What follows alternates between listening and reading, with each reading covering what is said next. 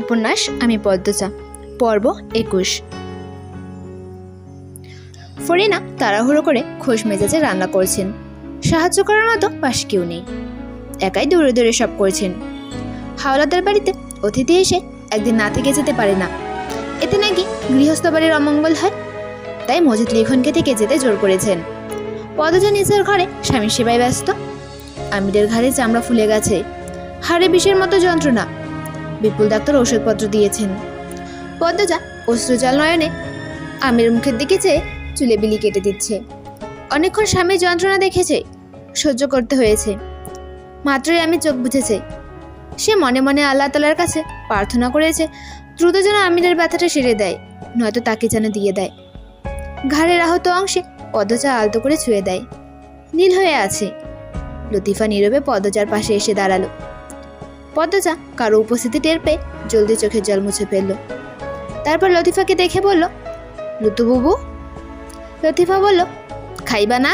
খালাম্মা খাইতে রাখছে। পদ্মজা গম্ভীর কণ্ঠে বলল, আম্মা নিজের ছেলেকে কেন দেখতে আসেননি? খালা আম্মায় লিখন ভাইজানের লাইগা রান্তা ছিল। পদ্মজা ক্ষিপ্ত হয়। নিজের ছেলেকে না দেখে উনি কিভাবে অতিথির জন্য ভোজন আয়োজন করছেন আমি কিছুতেই বুঝতে পারছি না। লতিফা নতচন হয়ে দাঁড়িয়ে রইল। পদ্মজা অনেকক্ষণ ক্ষিপ্ত নয়নে মেঝেতে চোখ নিবদ্ধ করে রাখলো। এরপর আমিরকে এক ঝলক দেখে লতিফাকে বলল, তুমি যাও, আমি আসছি। লতিফা দুই পায়ে এগোতেই পদ্মজা ডেকে উঠল, লুতু বাবু। লুতু দাঁড়ালো। পদ্মজা বলল, তুমি আমার উপর নজর রাখছিলে কেন? আর আমাকে না জিজ্ঞেস করে থাপ্পড়ের কথাই বা কেন বলেছো ওনাকে? লতিফার কোনো প্রতিক্রিয়া নেই, সে নত হয়ে ঠায় দাঁড়িয়ে আছে। পদ্মজা আরো দুবার প্রশ্ন করেও কোনো জবাব পেল না। তাই বলো, নিষেধাজ্ঞা আছে নাকি? এবার লতিফা হ্যাঁসূচক মাথা নাড়ালো। সে কিছু একটা ভাবলো, এরপর মুখ তুলে দেখলো পদ্মজা তার দিকে তীক্ষ্ণ চোখে তাকিয়ে আছে। লতিফা অপ্রতিভ হয়ে ওঠে, বলে, আমি যাই, নইলে খালাম্মায় চেতবো। পদ্মজার উত্তরে এসে থাকেনি লতিফা, তড়িঘড়ি করে চলে যায়। পদ্মজা ভ্রুকুটি করে দরজার বাইরে তাকিয়ে থাকে। প্রতিটি প্রশ্ন যেন আলাদা আলাদা, অথচ তার মনে হয় সব প্রশ্নের উত্তরে এক যোগসূত্র। এখন সেসব ভাবনার সময় নেই। আমিরের প্রতি যত্নশীল হওয়া উচিত। পদ্মজা আমিরের কপাল ছুঁয়ে তাপমাত্রা অনুমান করে। ভীষণ গরম, জ্বর উঠেছে নাকি? লিখন মৃদুলের আড্ডা জমে উঠেছে। দুজন জমিয়ে আড্ডা দিচ্ছে। লিখনের নায়িকা 3 দিন আগে ঘাট থেকে পিছলে নদীতে পড়ে গেছে। সাঁতার জানে না, তাই প্রচুর পানি খেয়েছে, সেই সাথে পা মচকে গেছে, কোমরেও ব্যথা পেয়েছে।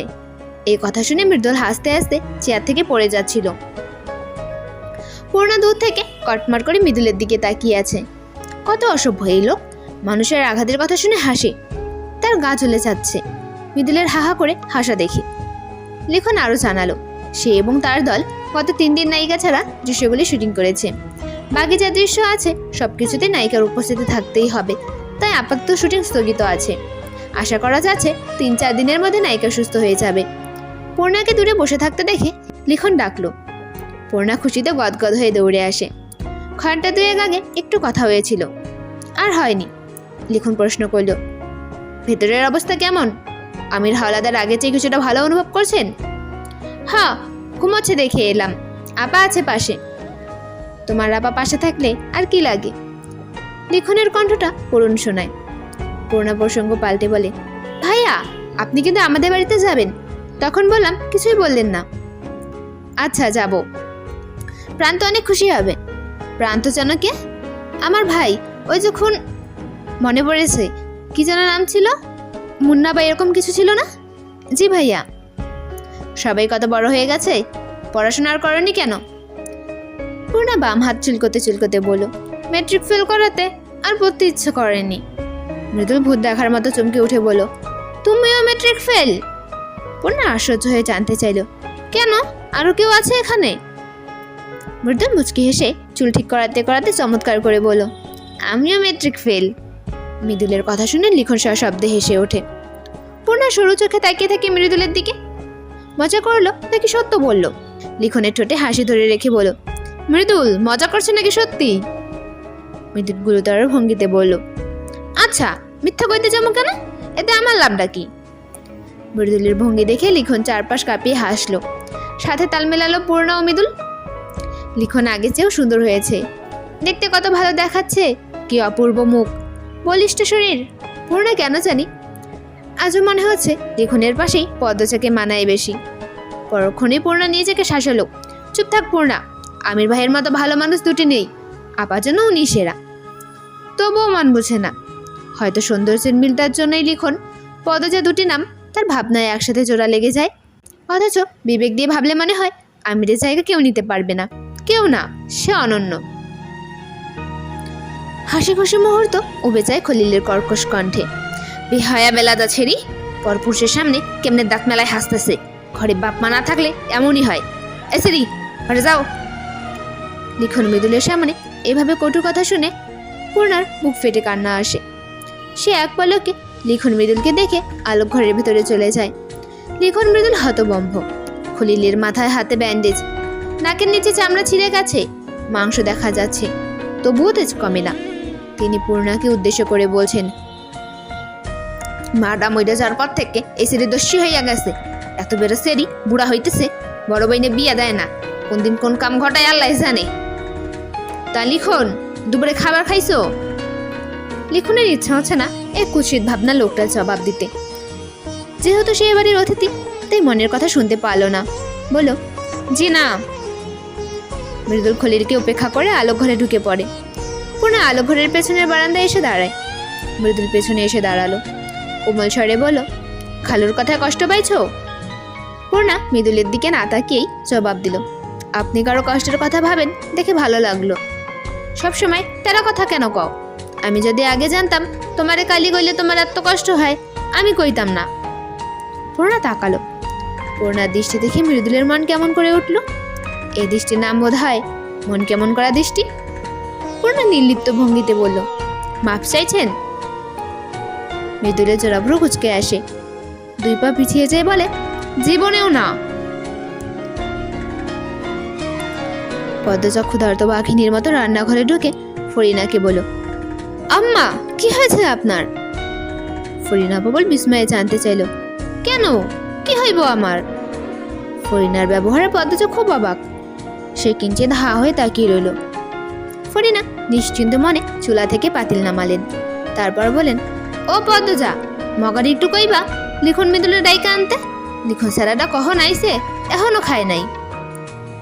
পদ্মজা ঘাটল না ফরিনাকে, সে বুঝে গেছে কোনো জবাব পাবে না। সদর ঘরে পার হতেই সদর দরজায় মৃদুল এবং লিখনের দেখা বেরো। পদ্মজা চট করে আঁচল দিয়ে মাথা ঠেকে নিল, তারপর বলো, আপনারা এখানে এসে বসুন, আম্মা আপনাদেরই খোঁজ করছিলেন। কথা শেষ হতেই পদ্মজা সদর ঘর ছেড়ে রান্নাঘরে চলে গেল। লিখন আবিষ্ট হয়ে সেদিকে তাকিয়ে থাকে। সে পুরনো দিনের মতোই তার স্বপ্নের প্রেয়সী এক ছুটে পালিয়ে বেড়ায়। পার্থক্য শুধু এটাই, আগে লজ্জায় পালাতো, এখন অস্বস্তিতে। লিখন গোপনে দীর্ঘশ্বাস ছাড়ল। পদ্মজাকে এক ঝলক দেখার জন্য এ বাড়িতে সে পা দিয়েছে। যাকে ভালোবাসে তার স্বামীর বাড়িতে আসা কতটা কষ্টের তা শুধু তার মতো অভাগারাই জানে। মৃদুল লিখনের দৃষ্টি খেয়াল করে কিছু একটা আন্দাজ করল। পদ্মজা ভাবিকে চিনেন? চিনব না কেন? লিখন থেমে গেল। সে নিজের অজান্তেই কি বলে দিচ্ছিল। হেসে বলল, এত সব জেনে কি হবে, আসো গিয়ে বসি, তারপর বলো কখনো প্রেমে পড়েছ? না মনে হয়। উদাসীন হয়ে বলো মৃদুল। নিশ্চিত হয়ে বলো। মৃদুল ভাবল কোন নারীর প্রতি তার আকর্ষণ বেশি কাজ করছে। উত্তরও পেয়ে গেল।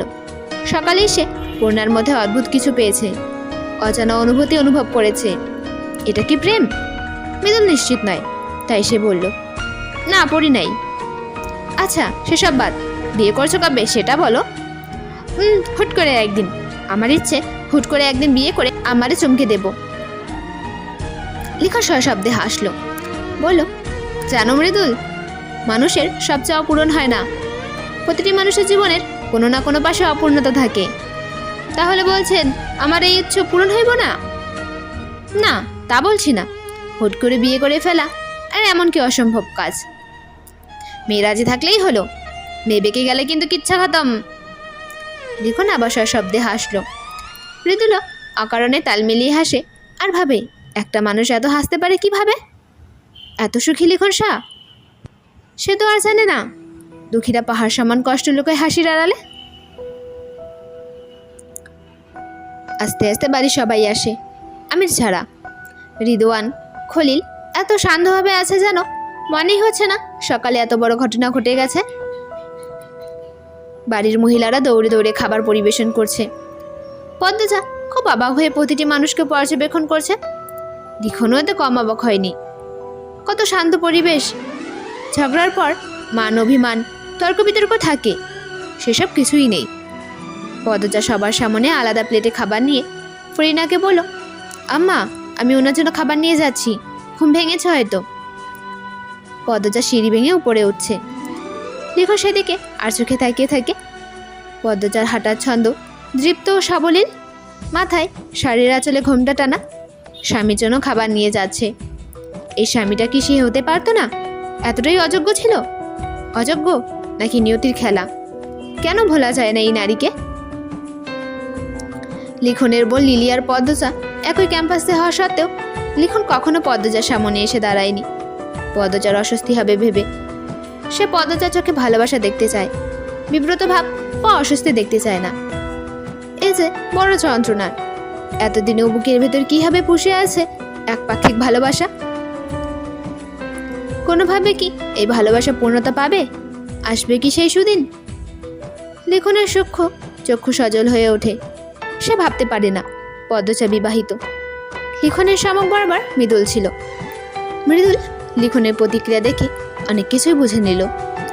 নিশ্চিন্ত হওয়া যাবে পূর্ণাকে জিজ্ঞেস করলে। খাওয়া দাওয়া শেষ করে পূর্ণার সাথে কথা বলতে হবে। মৃদুল চারিদিকে চোখ বুলিয়ে পূর্ণাকে খুঁজে। পদ্মজা আমিরকে ধরে ধরে বসালো। ঘাড়ে প্রচণ্ড ব্যথা, টিকে থাকা যাচ্ছে না। রাগে কিরমির করছে এখনো। পদ্মজা শান্ত করে, তারপর খাইয়ে দিল। খাওয়া শেষে আমির স্নান হেসে বলল, লিখনের সাথে কথা হয়েছে? পদ্মজা নিষ্কম্পন স্থির চোখে তাকালো। ওনার সাথে কেন কথা হতে যাবে আমার? উনি তো তোমার জন্যই এসেছেন। আপনাকে বলেছে অন্য দরকারেও আসতে পারে। আমির হাসলো, বলল, সে আজও তোমাকে পছন্দ করে, আশা করে তুমি তার কাছে যাবে। অসম্ভব, যা তা বলছেন আপনি। এসব বললে আমার খারাপ লাগে। পদ্মজা থামল। আমির মৃদু হাসছে। পদ্মজা আমিরের কোলে মাথা রেখে আদুরে কণ্ঠে বলল, আপনি জানেন না আপনাকে কত ভালোবাসি আমি। আমি আপনাকে ছাড়া এক মুহূর্ত ভাবতে পারি না। তাহলে বাচ্চা যেন বিয়ে করতে বলো কেন? বন্ধা নারীর কত যন্ত্রণা বুঝবেন না। আমাদের একটা মেয়ে হয়েছিল, আর হবে না, তাই বলি। হবে, আল্লাহ চাইলে হবে। তাছাড়া আমার কাছে তো ফুটফুটে একটা বউ আছে, আর কি লাগে? অথচ আমিরের কোল থেকে মাথা তুলে বসে। তারপর চিরুনি দিয়ে আমিরের চুল আছড়ে বলল, চুলগুলো বড় হয়েছে অনেক। আচ্ছা, এদিকে আসো। আমির পদ্মজাকে এক হাতে টান দিতে গিয়ে হাতের চাপ খেয়ে আ করে উঠল। পদ্মজা ব্যস্ত হয়ে পড়ে, খুব লেগেছে? আমি নিয়ন্ত্রণ হারিয়ে ফেলেছিলাম। কেন এমন করেন আপনি? চারপাশ অনেকটা ফর্সা হয়েছে। দুপুরের সূর্যটা একটু দেখা যাচ্ছে, তাও তেজ নেই। কিছুক্ষণ পর আবার ডুবেও যাবে। পূর্ণা লবণ দিয়ে টক বড়াই খাচ্ছে, দেখে মনে হচ্ছে অমৃত খাচ্ছে। মৃদুল পূর্ণার পাশে এসে বসলো। পূর্ণা চমকে ওঠে। মৃদুলকে দেখে বুকে থুথু দেয়, তারপর বাজখাই কণ্ঠে বলল, হুট করে এভাবে কেউ আসে? আর কথা কইও না, তোমারে সারা দুনিয়া খুঁজতে খুঁজতে হয়রান হয়ে গেছি। মাত্র মগা কইল তুমি নাকি ছাদে। কেন আমাকে খুঁজছেন কেন? এমনি খ্যাট করে কথা কইতেছ কেন? একটু ভালো কথা আহে না মুখ দিয়ে। পূর্ণা একটু নড়ে বসে, তারপর হেসে বলল, দুঃখিত, এবার বলুন কি দরকার? ব্যক্তিগত প্রশ্ন করতাম আর কি। আমার ব্যক্তিগত কোনো তথ্য নেই। তোমার না, তোমার বড় বোনের পদ্মজা ভাবির। পূর্ণা উৎসুক হয়ে তাকালো। মৃদুল উৎসুক করতে করতে বলল, পদ্মজা ভাবি আর লিখন ভাইয়ের মধ্যে কি কোনো সম্পর্ক ছিল? পূর্ণা জোরে নিঃশ্বাস ছাড়ল। তার ভাব দেখে মনে হচ্ছে মৃদুল কোনো ফালতু প্রশ্ন করেছে। এরপর নির্বিকার কণ্ঠে বলল, না, তবে লিখন ভাই আপারে পছন্দ করতো। আপার সাথে ভাইয়ের বিয়েটা কেমনে হয়েছে জানেন? আমির ভাইয়ের কথা বলছো? আমার আপার কি আরো কোনো বিয়ে হয়েছে? সোজা উত্তর দিতে পারো না? তারপর বলো। ওই ঘটনাটা না হলে হয়তো লিখন ভাইয়ের সাথেই আবার বিয়েটা হতো, কিন্তু হয়নি, এতটুকুই। লিখন ভাইরে দেখলে মনে হয় তাদের মধ্যে কোনো গভীর সম্পর্ক ছিল, তারপর বিচ্ছেদ হয়েছে। ভাই অনেক ভালোবাসতে পারে। পূর্ণা বড়ই খাচ্ছে তৃপ্তি করে। মৃদুল বিরক্ত নিয়ে অনেকক্ষণ পূর্ণার দিকে তাকিয়ে থাকে, এরপর উঠে দূরে গিয়ে দাঁড়ায়, চারপাশ দেখে। পূর্ণা বাঁকা চোখে মৃদুলকে পা থেকে মাথা পর্যন্ত পরখ করে নেয়। মৃদুলের উপস্থিতি তার হৃদয় স্পন্দন বাড়িয়ে দেয়, বুক হাঁপুড়ের মতো ওঠানামা করে, কিন্তু তা প্রকাশ করার সাহস হয় না। পূর্ণা আর একটা বড়ই হাতে নিল, তখন মৃদুল বলল, বেআইন। পূর্ণা তাকায়। মৃদুল ঝুঁকে ছাদের মেঝেতে কিছু দেখছে। পূর্ণা উৎসুক হয়ে সেদিকে এগিয়ে যায়। মৃদুল আঙুল দিয়ে দেখিয়ে বলল, রক্ত না? পূর্ণা মৃদুলের মতো ঝুঁকে ভালো করে খেয়াল করলো, তারপর বিস্ফোরিত কণ্ঠে বলল, তাই তো। মানুষের রক্ত না পশুর রক্ত? নিশ্চিত হইতাম কেমনে? পশুর রক্ত এখানে আসবে কেমনে? মানুষের রক্তই কেন আসবে? তাই তো। দুজনে চিন্তিত হয়ে ভাবতে থাকলো। পূর্ণা বলল, মনে হয় কোনো পাখির শিকার হয়েছে আর রক্তাক্ত অবস্থা এখানে এসে পড়েছে। তাহলে মরা পাখিটা কই? ধরুন আহত হয়েছে কিন্তু মরেনি, এরপর চলে গেছে। সন্ধ্যা রাত, জোনাকি পোকারা ছুটে বেড়াচ্ছে, ঠান্ডা বাতাস। সেই বাতাসে পাতলা শার্ট পরে লিখন নারিকেল গাছের নিচে দাঁড়িয়ে আছে। জোনাকি পোকা দেখছে, মাঝে মধ্যে অন্দরমহলের দিকে তাকে কাউকে চোখ দুটি খুঁজছে। সেদিন হেমলতা ফিরিয়ে দেওয়ার পর সারা রাত বাড়ি ফেরেনি সে। খেতে বসেছিল, আকাশ কাঁপিয়ে কেঁদেছে। কেউ শোনেনি। স্বপ্ন ভেঙে যাওয়ার মতো কষ্ট দুটো নেই। স্বপ্নে সাজানো সংসার ভেঙে চুরমার হওয়ার দিন ছিল সেই দিন। একসময় ইচ্ছে হয়েছিল পদ্মজাকে তুলে নিয়ে পালাতে, কিন্তু বিবেক সাড়া দেয়নি। পরদিন সকালে উঠেই মা বাবাকে নিয়ে ঢাকার উদ্দেশ্যে যাত্রা শুরু করে। প্রতিটা মুহূর্তে আফসোস হয়, শুরুতে কেন হেমলতার কাছে প্রস্তাব দিতে পারল না সে। পরবর্তী কয়েকটা মাস ঘোরের মধ্যে কেটেছে। সিনেমা জগৎ থেকে সম্পূর্ণ বিচ্ছিন্ন ছিল। এরপর জীবনের গতিটা স্বাভাবিক হয়েছে ঠিকই, কিন্তু মন তো ভেঙে গুড়িয়ে গেছে। আজও জোড়া লাগেনি। পদ্মজা কি কখনো জানবে ঢাকায় কতবার পদ্মজার পিছু নিয়েছে সে? জানবে কি করে? জানবে কি তার ভালোবাসার গভীরতা? এখন আনমনে হেসে উঠল, চোখে জল, ঠোঁটে হাসি। এ হাসি সুখের নয়, যন্ত্রণার। পূর্ণ অন্দরমহলে আসেনি। পদ্মজা ভীষণ রেগে আছে।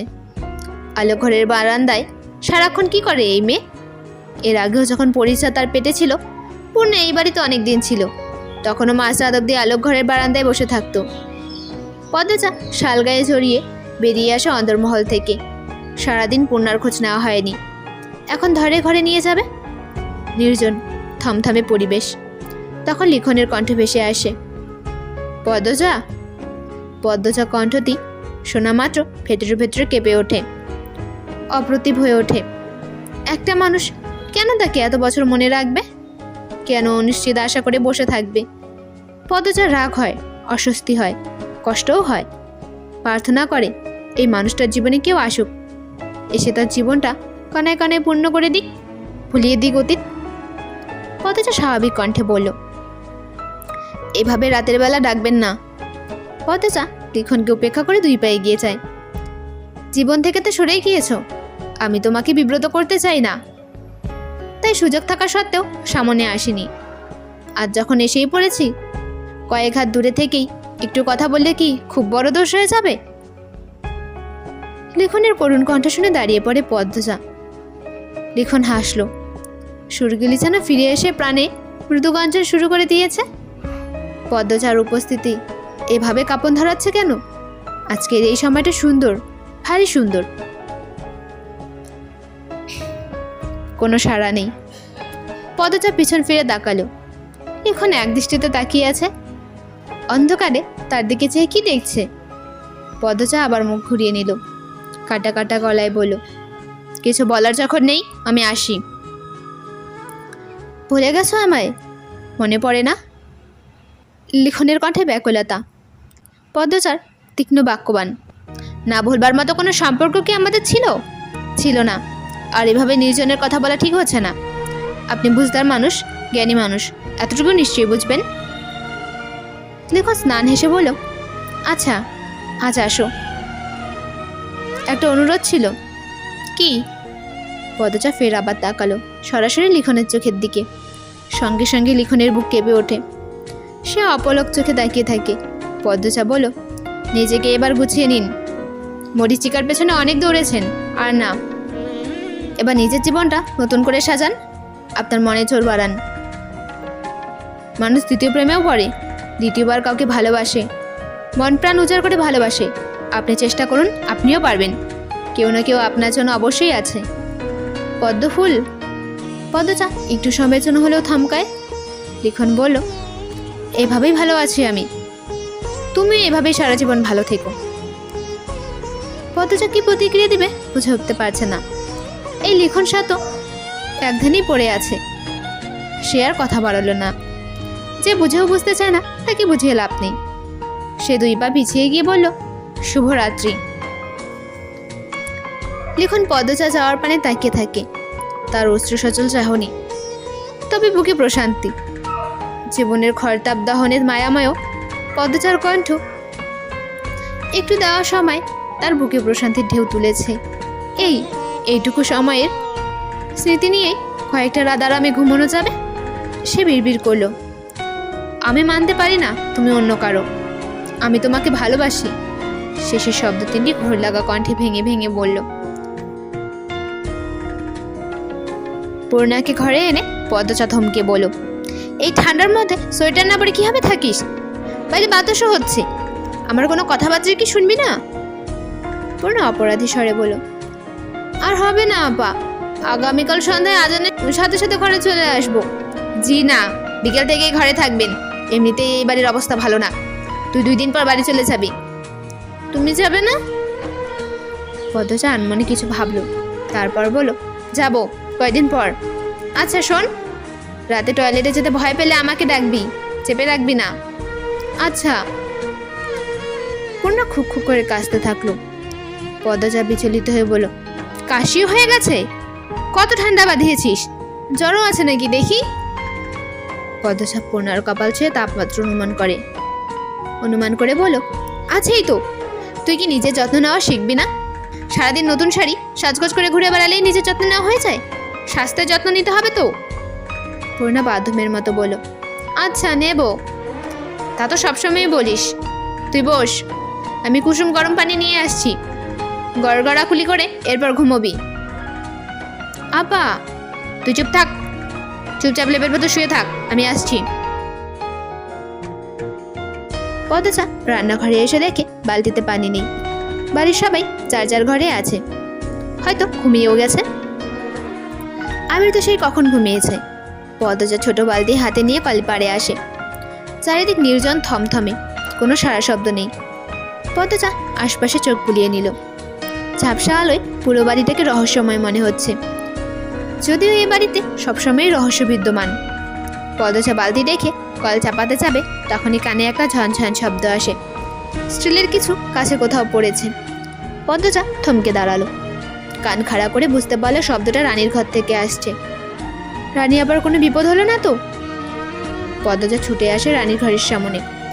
কানে ক্রোধ মেশানো চাপা কণ্ঠ ভেসে আসে, তোমার লাগে কয়বার হচ্ছি বইলা খাইব না, সবসময় হইতে দিয়াম।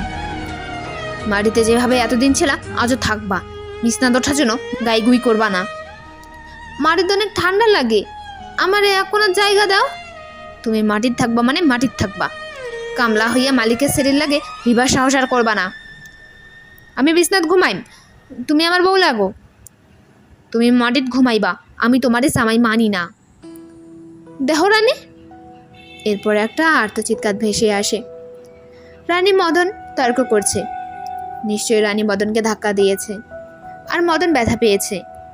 পদ্মচা একবার ভাবলো দরজা কারা নাড়বে, এরপর ভাবলো স্বামী স্ত্রীর অনেক কথা সে শুনে ফেলেছে, আর না শোনাই ভালো। যেহেতু তারা কারোর সামনে ঝগড়া করে না, রাতে নিজের ঘরে সবার অগোচরে ঝগড়া করে, তাহলে ব্যাপারটা ব্যক্তিগত। পদ্মচা সরে আসে, তবে মনটা খুব খারাপ হয়ে যায়। এই দাম্পত্য সংসারে কি ভালোবাসা সুখ আসবে না? মদন তো দেখতে খারাপ না, শুধু এতিমার এই বাড়ির একজন বাধ্যপীড়িত। এছাড়াও তো ভীষণ সহজ সরল, সবার সাথে হেসে খেলে কথা বলে, ঠোঁটে হাসি সবসময় থাকে। লিখন মৃদুল একই ঘরে একই বিছানায় শুয়েছে। লিখনের জন্য আলাদা ঘর ছিল, কিন্তু সে মৃদুলের সাথেই শুয়েছে। ছেলেটাকে খুব ভালো লেগেছে তার। সোজাসুজি কথা বলে, মনে কিছু চেপে রাখতে পারে না। এতক্ষণ বকবক করছে, সবে মাত্র অন্নবাসে ফিরে চোখ বুঝেছে। বোধহয় ঘুম পেয়েছে। লিখনের মনটা আনচান আনচান করছে। ইচ্ছে হচ্ছে পদ্মচাকে দেখতে, একসাথে বসে গল্প করতে, কিন্তু এ তো সম্ভব নয়। এই বাড়িতে আর আসা যাবে না। পদ্মচার সামনে এলেই মন বেপরোয়া হয়ে যায়। কত শুধু ইচ্ছে জেগে ওঠে। লিখনের ব্যক্তিত্ব ভীষণ শক্ত, শুধু এই একটা জায়গাতেই সে দুর্বল। এভাবে চলতে পারে না। নিজের জায়গা নিজেকে শক্ত থাকতে হবে। লিখন জোরে নিঃশ্বাস ছাড়ল। মৃদুল ফিরে তাকালো, বলল, ভাইয়া ঘুম পাইতেছে না? তুমি ঘুমাও। মৃদুল মেরুদণ্ড সোজা করে শুয়ে বলল, আপনি আপনি না তুমি। একটু আগেই তো আমাদের কথা হলো, তুমি আমাকে তুমি বলবে। মৃদুল হাসলো, বলল, তুমি যে মেয়েটার জন্য অপেক্ষা করছো সে মেয়েটা পদ্মজা ভাবি, তাই না? লিখন অপ্রস্তুত হয়ে উঠল। পদ্মজা যে বাড়ির বউ, সে বাড়ির আত্মীয়র সাথে এসব নিয়ে কথা বলাটা নিশ্চয়ই অনুচিত। এতে পদ্মজার অসম্মান হবে। সে তো চায় না পদ্মজা কষ্ট পাক, তাকে নিয়ে কেউ দুই লাইন বেশি ভাবুক। পদ্মজা সবসময় ভালো থাকুক। লিখন জোরপূর্বক হাসলো, তারপর বলো, কি বলছো? তেমন কিছুই না, ঘুমাও এখন, আমারও অনেক ঘুম পাচ্ছে। লিখন অন্যদিকে ঘুরে শুয়ে পড়ে। মৃদুল হতাশ হয়ে চোখ মুছে। পদ্মজা অন্ধকারে ধীরে ধীরে হাঁটছে। হাতে কাচের গ্লাস, তাতে কুসুম গরম পানি। সিঁড়িতে পা রাখতেই কারো পায়ের আওয়াজ কানে আসে। পদ্মজা ঘাড় ঘুরিয়ে দেখে আলমগীর চোরের মতো চারপাশ দেখে সদর দরজার দিকে যাচ্ছে। পদ্মজা দ্রুত সিঁড়ি থেকে নেমে চেয়ারের পেছনে লুকিয়ে পড়ে। গ্লাস রেখে দেয় একপাশে। তার স্নায়ু উত্তেজিত হয়ে পড়েছে। চোখ দুটি তীক্ষ্ণ হয়ে আলমগীরকে পরখ করছে। আলমগীরের পরনে পাঞ্জাবি। বাড়িতে ভদ্রলোকের উপস্থিতি টের পাওয়া যায় না। শান্তশিষ্ট, চুপচাপ। মাঝে মধ্যে দেখা হয়, তবে কথা হয় না। কিছু প্রশ্ন করলে উত্তর দেয়, নিজের চেয়ে কথা বলে না। আলমগীর সদর দরজা পেরিয়ে যায়। পদ্মজা সাবধানে আলমগীরের পিছু নেয়। পায়ের জুতোগুলো হাতার তলে দ্রুত শব্দ তুলছে, তাই পদ্মজা জুতো জোড়া খুলে দরজার পাশে রেখে দিল। আলমগীর অন্দরমহলের ডান দিকে এগোচ্ছে। ছিচি পোকার ডাক চারিদিকে। দূরে কোথাও শেয়াল ডাকছে। গা ছমছমে পরিবেশ। এদিকে তো কোনো মৃদু শব্দ হতেই পদ্মজা উৎকর্ণ হয়ে উঠছে। কেমন গা কাটা দিচ্ছে। এত রাতে দীর্ঘদেহী এই লোক যাচ্ছে কোথায়? হাঁটতে হাঁটতে তারা বাড়ির পেছনে চলে আসে। আলমগীর অন্দরমহলের পেছনে গিয়ে দাঁড়ালো। মনে হচ্ছে এটাই তার গন্তব্য। পদ্মজা কলা গাছের পেছনে লুকিয়ে পড়ে। বাতাসে কাঁপুনি দিচ্ছে। আলমগীর টর্চ জ্বালিয়ে চারপাশ দেখে নিল। তারপর মুখ দিয়ে একটা অদ্ভুত আওয়াজ করে। মনে হচ্ছে কাউকে ইঙ্গিত দিচ্ছে। পদ্মজার রাগে রাগে দামামা শুরু হয়। কি হতে চলেছে? আছে কি দেখবে? পূর্ণা বিরক্ত হয়ে শোয়া থেকে উঠে বসে। এতক্ষণ হয়ে গেল, তার আপা আসছে না কেন? সে জুতো পরে বেরিয়ে আসে। নেমে আসে নিচতলায়। রান্নাঘরে যাওয়ার পথে পায়ে কাচের গ্লাস লেগে পড়ে যায়। পূর্ণা ভয় পেয়ে যায়। এখানে গ্লাস কে রাখলো? আংশিক পানি তার পায়ে লাগে। মনে হচ্ছে পানিটা গরম। এই রাতের বেলা গরম পানি এখানে কিভাবে? পূর্ণা ভাবে তার আপার পানি গরম করার কথা ছিল, কিন্তু গরম করে এখানে কেন রাখবে? ঘরে তার কাছে নিয়ে যাওয়ার কথা ছিল। পূর্ণা রান্নাঘরে এসে দেখে পদ্মজা নেই। সে আতঙ্কিত হয়ে পড়ে। দরজার পাশে পদ্মজার জুতো জোড়া দেখে ভয়টা আরো বেড়ে যায়। সে দৌড়ে আমিরের ঘরে গেল। গিয়ে দেখলো আমির ঘুমোচ্ছে, পদ্মজা নেই। পূর্ণা এবার ঘামতে থাকলো। সে শুনেছে এই বাড়ির ভূত জিন আছে। এরা মানুষের ক্ষতি করে, বিশেষ করে সুন্দর মানুষদের। তার মানে তার আবার গুরুতর বিপদ। পূর্ণা এক দৌড়ে রান্নাঘরে আসে। লণ্ঠন জ্বালিয়ে নেয়। অন্য সময় হলে ভয় কাজ করতো, আজ করছে না। সে তার আপাকে জান দিয়ে হলেও বাঁচাবে। মনে হয় কোনো শয়তান জিন তার বোনকে ধরেছে এবং পুকুর পাড়ে নিয়ে গেছে। পূর্ণা ঝটপট বেরিয়ে পড়ে। কাউকে ডাকার বুদ্ধি অবধি মাথায় আসেনি। সে আতঙ্কে হিতাহিত জ্ঞানশূন্য হয়ে পড়েছে। আয়াতুল কুরসি পড়তে পড়তে পুকুর পাড়ের পথ ধরে। পদচাকে চমকে দিয়ে তৃতীয় তলার একটা জানালা হট করে খুলে যায়।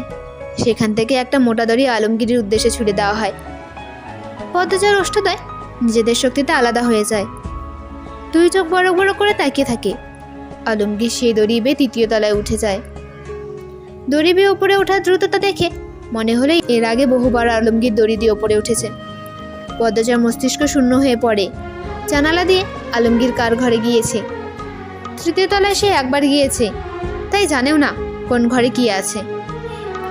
পায়ের গোড়ালিতে ঠান্ডা শিশির অনুভব হচ্ছে। পদ্মজা এক হাত দিয়ে ছুতেই বুঝতে পারে চোখে ধরেছে। চোখে তার খুব ভয় আছে, কিন্তু এখন ভয় কাজ করছে না। এখন তার স্নায়ু উত্তেজিত হয়ে আছে অন্য কাজে। সে চোখ ছাড়িয়ে নিল। অনেকক্ষণ পার হয়ে যায়, আলমগীর দেখা নেই। দড়িতে ঝুলছে, মানে নামবে আবার। পদ্মজা কোমরে এক হাত রেখে তাকিয়ে রইল। আচমকা মনে পড়ে তৃতীয় তলায় রুম্পা আছে, ডান দিকের কোনো এক ঘরে। আর আলমগীর ডান দিকের কোনো ঘরে জানালা দিয়েই ঢুকেছে, মানে কি রুম্পার কাছে গিয়েছে? পদ্মজা বারংবার শুধু চমকাচ্ছে। আলমগীর দড়ি বেয়ে নেমে পড়ে, তারপর ইশারায় অন্য কাউকে নামতে বলে। কাঙ্ক্ষিত সেই মুখটি দেখে পদ্মজার পিল চমকে ওঠে। রুম্পা শাড়ির আঁচল কোমরে গুজে দড়ি বেয়ে নামছে।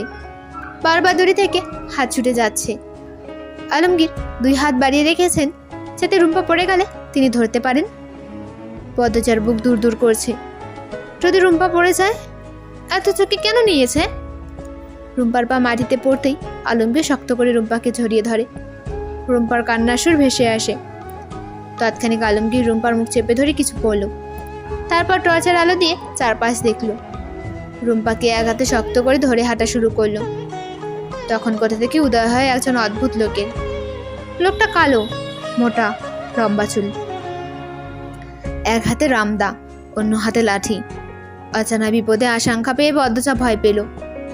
পা থেকে কিছুটা দূরে থাকা কয়েকটা পাথরের মধ্যে বড়সড় দেখে একটা পাথর হাতে তুলে নিল, যেন বিপদে কাজে লাগানো যায়। আলমগীর আর আগত লোকটির মধ্যে তর্ক বিতর্ক হয়। একসময় তা হাতাহাতিতে চলে যায়।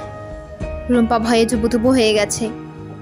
আগত লোকটি রুম্পাকে ধরতে চাইছে, কিন্তু আলমগীর তা হতে দিচ্ছে না। পদ্মজার মনে হচ্ছে এখন তার সামনে যাওয়া উচিত। আল্লাহর নাম নিয়ে সে কলা গাছের পেছন দিকে বেরিয়ে আসে। আলমগীর অজ্ঞাত লোকটির হাত থেকে রামদা নিয়ে দূরে ফেলে দিল। তখনই সে পদ্মজাকে দেখতে পেল। চেঁচিয়ে উঠে বলল, বোন, সাহায্য করো। অজ্ঞাত লোকটি পদ্মজাকে দেখে আরো হিংস্র হয়ে উঠল। সে ছুটে এসে ছো মেরে রুম্পাকে ধরতে চাইল। আলমগীর অজ্ঞাত লোকটির ঘাড়ে ঝাঁপিয়ে পড়ে। দুই হাতে ঝাপটে ধরে রেখে রুম্পাকে বলল, তুমি যাও রুম্পা। রুম্পা দৌড়ে পদ্মজার কাছে আসে। সে হাঁপুড়ের মতো হাঁপাচ্ছে, ভয়ে ঘামছে। আলমগীর অজ্ঞাত লোকটিকে আটকে রাখতে পারছে না। সে অনেক কষ্টে অনুরোধ করে, আমার রুম্পারে ওরা মেরে ফেলবে, তুমি ওরা খালপাটে নিয়ে যাও বোন, আমি আজীবন তোমার গোলাম হয়ে থাকবো। পদ্মজা দুই হাতে আঁকড়ে ধরে রুম্পাকে। আলমগীরের হাত থেকে পড়ে যাওয়া টর্চের আলো অজ্ঞাত লোকটির মুখে পড়তেই পদ্মজার খুব চেনা মনে হয়। আবার পরিজার খুনির বর্ণনাও ঠিক এমনই। ভাবতেই পদ্মজার রক্ত চলকে ওঠে। সেই মুহূর্তেই মরার ওপর খরার ঘা হিসেবে আবির্ভাব ঘটে পূর্ণার। সে পুকুর পাড়ে যাচ্ছিল। টর্চের আলো পেয়ে এসে এদিকে ছুটে আসে। অজ্ঞাত লোকটি রুম্পার উদ্দেশ্যে হাতে লাঠি ছুঁড়ে মারে। পদ্মজা দ্রুত রুম্পাকে নিয়ে সরে যায়। লাঠি গিয়ে সোজা পূর্ণার কাঁধে পড়ে। সে আপা বলে আর্তনাদ করে বসে পড়ে। পদ্মজা দিকদিশা হারিয়ে ফেলে। কি করবে সে? মনে হচ্ছে রুম্পাকে কেউ খুন করতে চাইছে, তাই আলমগীর তাকে নিয়ে পালাচ্ছে। আর এই নাম না জানা লোক রুম্পাকে আঘাত করতে চাইছে। আবার পূর্ণাও আঘাত পেয়েছে। কি করবে পদ্মজা? রুম্পাকে নিয়ে খালের দিকে যাবে? পূর্ণাকে এই ভয়ঙ্কর পরিবেশ থেকে নিরাপদে নিয়ে যাবে, নাকি পরিচার খুনিকে ধরবে? সকলকে ধন্যবাদ ভিডিওটি সম্পূর্ণ দেখার জন্য। ভুল ত্রুটি হলে ক্ষমা করবেন এবং ভিডিওটি ভালো লাগলে লাইক, কমেন্ট, শেয়ার এবং চ্যানেলটিকে সাবস্ক্রাইব করবেন। ধন্যবাদ।